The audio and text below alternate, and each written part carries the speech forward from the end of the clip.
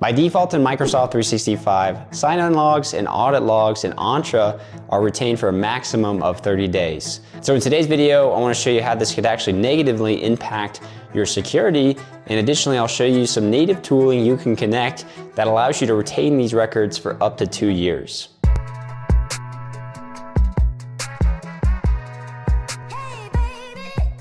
Before we get kicked off, just a quick introduction. My name's Nick. I'm a Microsoft MVP, and I've been creating content here in the channel for the better half of a decade. Let's go ahead and dive in. Okay guys, so if we kick things off here, I want to first review the default data retention length and concepts here so you have a better understanding of that. We're talking today about the audit logs and the sign-in logs, as well as kind of the security signals that you get as part of your plans as well. When we talk about Entra ID free, this is what you get normally with any type of subscription, including something like a business standard as a common example where we would see that. But these logs are only retained for 7 days, which is hardly anything actually when you think about that, especially from a security perspective. And then with Entra P1 and P2, you have 30-day default retention for this activity. And then the security signals, you get an additional 60 days for the risky sign-in activity with P2 licensing. The main things that we get here from the audit logs would be looking at things like, who was added to groups and who did that, where were groups updated, who updated conditional access policies, what users added additional methods of MFA or registered new methods. And in a lot of cases beyond this, we're combining that with the sign-in logs as part of maybe an incident response level of activity when it comes to security to identify any type of initial compromise or persistence techniques that might be going on within the tenant. So it's really important to take a look at this from a security lens on why you would want to have longer periods of retention for this particular storage that we're taking a look at today. A great use case that I can explain of where this would come up as a real life example, I actually had somebody reach out about this the other week, where they have in their tenant, somebody could have been affected by this MFA auth-quake flaw. And this flaw, just to summarize here, was basically just a flaw within Microsoft where you were able to, as an attacker, brute force the TOTP code leveraged for MFA, and they were able to basically crack that by sending millions of requests in really quickly, whereas the time-based aspect of that should have gone on for a limited period of time where they weren't able to technically do that before it rotates again. It's that 30-second period, but they actually found that this was extended for as long as 3 minutes, and the user was compromised for this. So the feedback, was, hey, this happened. This was reported back in, was addressed in October. It's now December, and I really would like to see if there was any type of compromise within my ecosystem, but the logs don't go back that far.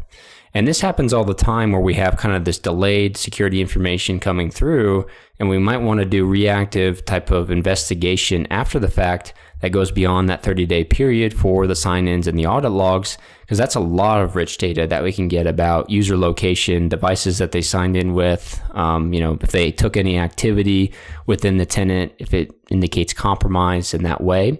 So there's a lot there that we can get. And if you think about a common attack method of advanced persistent threats, in a lot of cases, those users after initial compromise, maybe it's through token theft, maybe it's through a phishing attack that compromised the user initially, they're often then just sitting and waiting for gathering reconnaissance to make their next move or gathering more information, and they may sit there for months, right? And so in this case, if you have an incident, you may want to be doing your investigation of that user that spans the past 6 months as an example of that.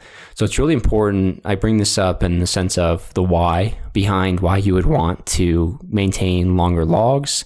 And certainly many of us out there might be using a third party for this today, but I also want to pivot and show you a first party solution right within Microsoft that you can connect today to retain those logs for up to 2 years. So within the Entra Admin Center, if you click on Show More here, and then you go under Monitoring and Health, this is where you have your sign-in and audit logs, as many of you are likely familiar with. But within here, if you click on any one of those or either one of those, you get up at the top of this page, some of this export data settings. And one of the things you can do right when you go in here is you'll be able to see any of the diagnostic settings. And these are all the logs that you can actually export and start to pump into what's called a log analytic workspace, which is what I'm going to show you today. But this is also logs that if you're doing a more broad deployment, you can get into something like a SIEM with Azure Sentinel or Microsoft Sentinel as it's now known. And I'll talk about the differences there and where you might want to look at that over the solution I'm going to show you today. But I have the log analytics workspace set up here, and I'm going to show you how to do this. But you can always add, another diagnostic setting, and it's going to ask you which logs that you need or want to start storing into, this other bucket. And then your destination details are also going to be where you want to send them. So today I'm going to show you how to set this up so that you can ingest some of these main events here, like the risky users, the risk events, non-interactive sign-ins, and then we're going to send them to log analytics. The basic prerequisite here is that you do need a Azure subscription, and under here you're going to need a log analytics workspace set up that you're going to send this to. Some of the prerequisites that we'll walk through, and you'll give it a name here as we do that as well. But effectively, after this is done, you'll be able to catalog the sign-in events, such as the sign-in logs and the audit logs, and apply your own default retention and archiving policy behind that up to those 2 years. And then additionally, within the log analytics, you're able to query off of this data. And for me, I think this is a much more streamlined type of flow than you get even in the sign-in log activity, where you can apply filters, because this is more driven by query language. And I'll show you some tips there towards the end of this video on how to do that.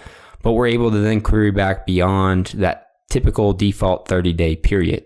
So to set this up really quickly, you're just going to go, and obviously a prerequisite is that you have a Azure subscription. I'm not going to show you how to do this part of this video. I'll link it in the blog that'll supplement here, because that's pretty straightforward, and a lot of you already probably have that.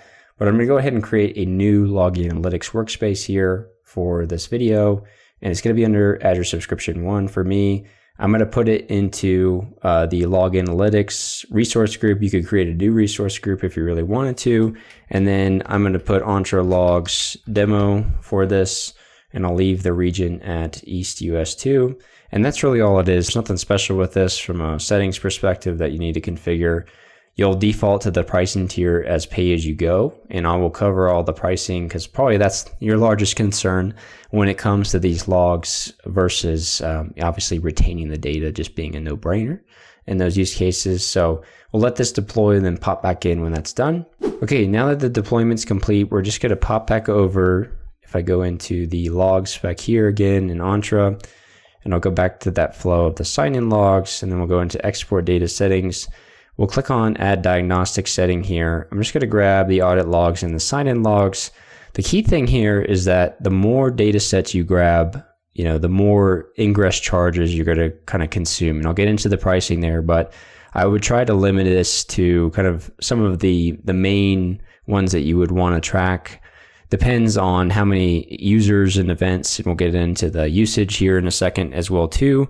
But keep that in mind. And the same thing with the destination details. The more destination details that you select or locations, the more that the data is going to be duplicated and further charges will be consumed. So in most cases, I like to just select one, which in this case is going to be for the log analytic workspace.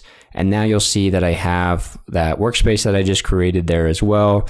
And we're going to name this Entra Logs Demo. So same name here. I like to do that. And we'll click on Save.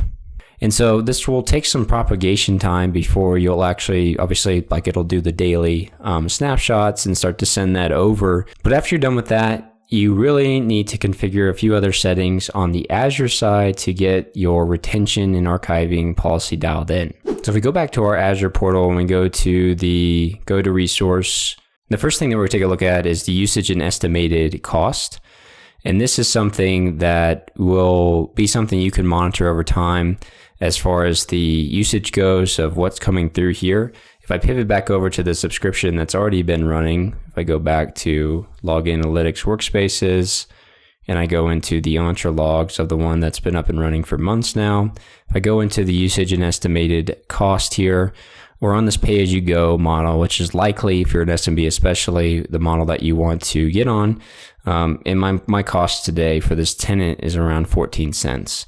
And granted, per month, right? And granted, this is because I only have usage of 430 megabytes of data coming through, but we can actually use the pricing calculator from Azure to kind of understand what our costs are going to be. And mostly this is just around the ingress charges that we get from taking a look at this. So let's pivot to the pricing calculator to see that as well too, so you can get a better indication of what costs might look like. Okay, so I'll link this in my description as well too, so you can go to this. Most likely a lot of you probably use this, but if not, this allows you to get pricing estimates across all the Azure services. And the one we're looking for, if you type in log analytics, it's going to default to Azure Monitor, which is another naming convention for the broader service that this is kind of encompassing. The log analytic portion of it is kind of more of a sub feature that you get. You can select your region here of what you're looking at, but the analytics log section is really where you're going to put in an estimated logs ingested. So it's charged by the gigabyte per day, and a gigabyte is a lot of logs. So if we think about this, if you think about, the number of logs activity from a sign-in perspective that would have to accumulate on a daily basis to accumulate to a gig would be around 300 to 500,000, depending on, the size of those messages. And likely it's more around the 500,000 range. So in a lot of cases, you won't even be using, half a gig in these use cases, which I would be surprised if you got that on a tenant that's less than 50 users, 25 users or something like that. So you're looking only $23 a month for this, and it could be even less. Like I said, mine for this tenant where we have a few users who are signing in on a daily basis is only that 430 gigs. So it's very low within there. The other thing here is for the retention that you would want to hold. Let's say you're going to do 6-month retention. Retention's actually really cheap. So you could do this for a year and really, that's only going to be $16 a month extra to retain that for the year. So the service on that is really simplistic in nature, but you should play around with this. But I think if we go back to the Azure portal here, what you would want to probably do is connect this and then, get it to run for a few days and understand the usage from the period that you're looking at here. So you understand more of what your cost is going to look like. It's likely going to be pretty cheap for the average SMB tenant. But a good thing to keep in mind when you're taking a look at that. The other thing that you can do in here is change the data retention. By default, it's on this 31 days.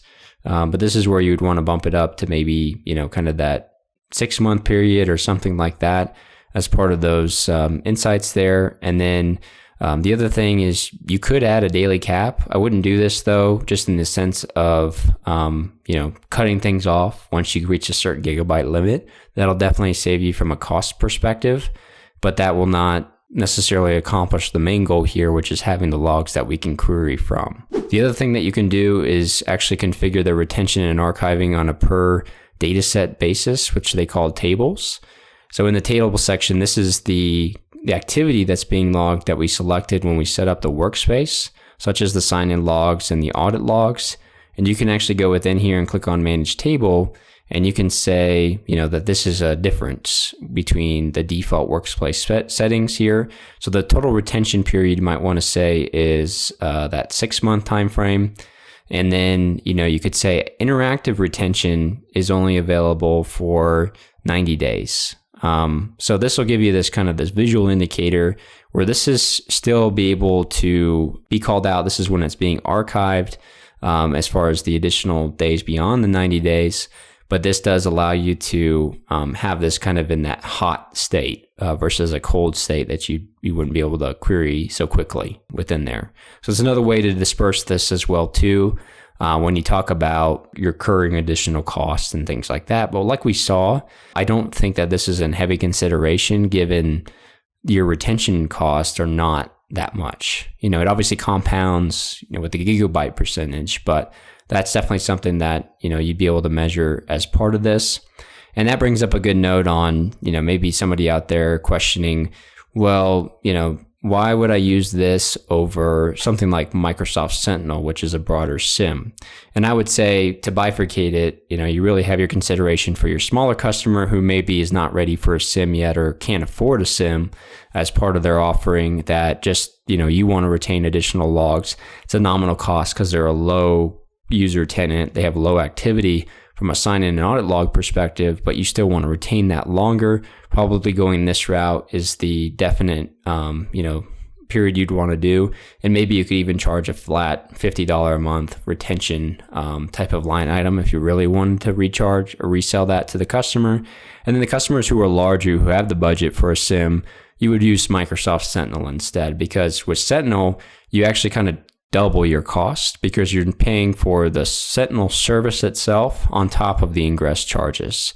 So it's important to kind of recognize that. And obviously, if you're super big with this, you get into commitments that you can have as well too. But largely, I would say not much of my audience is gonna have that, or if you do, it's probably a rare use case that we see that as well. One other pro tip, just to always put into place, I always set up alerting for the budgetary considerations or for spikes in usage. In most cases, it might be easier, from a logging perspective or from a alerting perspective to do this on the actual resource group layer for the charges that are being consumed and the estimated charges for the month based off usage. But you can go in here into the alert section, and I can create a custom alert rule. And I can say I want to see all the signals, and you can search for ingestion, and then you can make a metric here and a signal based off of the actual threshold for the ingestion that's being seen. And this could be dynamic. So if maybe you're getting more and more logs over time from a growing customer, that might be something that you would want to bake in there from something that's like a low threshold sensitivity or things like that. But this is obviously something you would configure after you have a bit of data to understand what the ingress average is per day, to set that as the alerting mechanism. Otherwise, you run into obviously the false positives and things like that that you would get into that just create a bunch of noise and distraction that you don't want to have. So it's good to do that. And I would try to go for the dynamic one if possible. But if it's very consistent, then I would set it at this more of a stagnant signal, so you can get ahead of maybe spikes in ingress charges that might rack up your bill a little bit further. I don't see this happening too often, especially not with a low tenant. I don't think it's as important, but I think you'll always want to do that just in case anything happens, whether that's an anomaly from Microsoft you want to be alerted on, get ahead around very quickly, or something malicious in nature, which again would be very rare, but I like to have those checks and balances for that as part of this. The other one, like I mentioned here, is if you go to the resource group on this level, under cost of management, you can do the cost alert, right? If it was just under that bucket, that's considering that you just have this workspace within this resource group, which you might have other things in there as well too. The last tip I want to provide here is more around just some basic tips for KQL or the query language. So if we go back to Entra and we take a look at the log analytics section, this is actually where once you start doing the exports and things like that, I would try to get into a good practice of using KQL. This is actually a great use case for something like Copilot or ChatGPT to really craft, the queries that you'd be using for particular IR, types of events, investigations, post-incident, or just getting into a good habit of being able to query these logs for really anything you might be wanting to look at, maybe a lot of failed sign-ins, things like that, some proactive type of hunting that you could do across this over time. But really, this allows you to select the custom time range, and that would allow you to peel back beyond that 30-day period that you have. And then you could also create new alert rules off of this as well too. So maybe you want to create alert rules for, something that, we see from a persistence technique perspective, like somebody maybe tampering conditional access policies and adding exclusions to groups or to the conditional access policy altogether. I could create another video to show you how to do that. But this is likely where if you're using a third party, they're doing that on your behalf, like manage SIM, manage SOC type of function. So that might be something that's redundant if you have that already. But I just wanted to point that out because this is a great way to then just search through the logs, no matter if it's security related or you're just searching for something. I think it's a lot quicker than you'll see from the loading times we get, when we're taking a look at this page or the audit log page here. It takes a long time for this to load. All right, guys, that's everything I had for you today's video. If you have a third-party tool like a Blackpoint or a Huntress or a Red Canary, those are great substitutes for what I showed today that are more managed in nature, but likely a lot more expensive than you retaining the logs by yourself. It's just good practice to get into regardless. So definitely comment below with what you're doing to help retain these records today and any questions you had about the content that we covered. I'll see you guys next week.